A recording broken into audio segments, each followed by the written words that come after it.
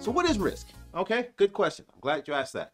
Risk, and this is the risk definition. So anybody, if you're out there and you're preparing for your Security Plus or your CISSP or any certification, you know, this is going to pop up pretty much in the first chapter or the first domain.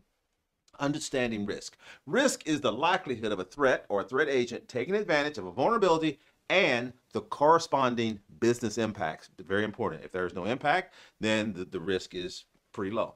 Okay, let's think about this. So what risk really does, risk ties things together. It ties vulnerability, it ties threat, and the likelihood of exploitation together. So now we can understand what type of impacts this will have on our organization, on our valued assets or critically protected information.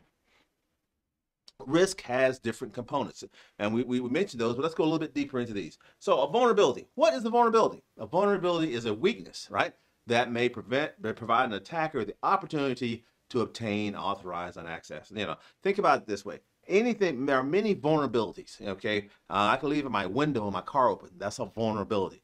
Doesn't mean that something's going to happen. It just means that now that car is more vulnerable to being broken into, as opposed to when the window was probably rolled up, or it's more vulnerable to having rain to come in if the weather changes. So vulnerabilities, you know, there's a whole heap, yes, a whole heap of vulnerabilities out there that we have to deal with. But the thing we now have to look at is a threat.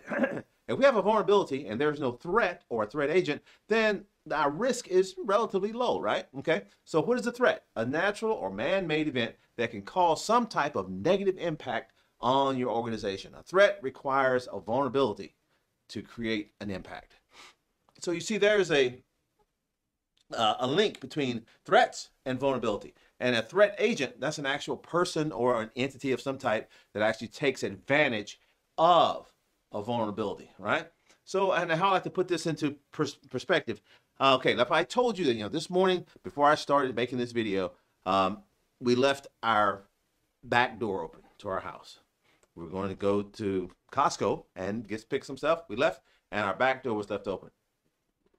What do you think? High risk? And I'm probably saying, yeah, you left the door open.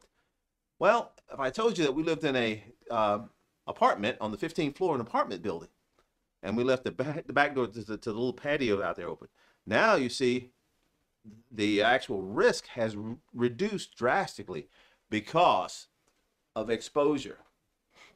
I have limited my exposure.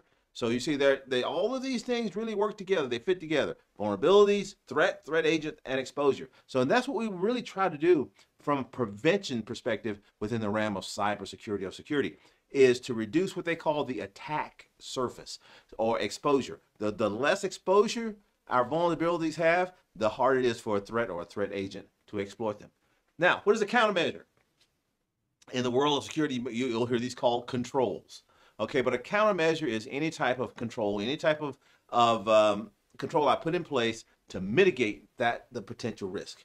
A countermeasure reduces the possibility that a threat agent will be able to exploit a vulnerability and produce some type of impact. So vulnerabilities, threats, threat agents, exposures, and countermeasures. All right.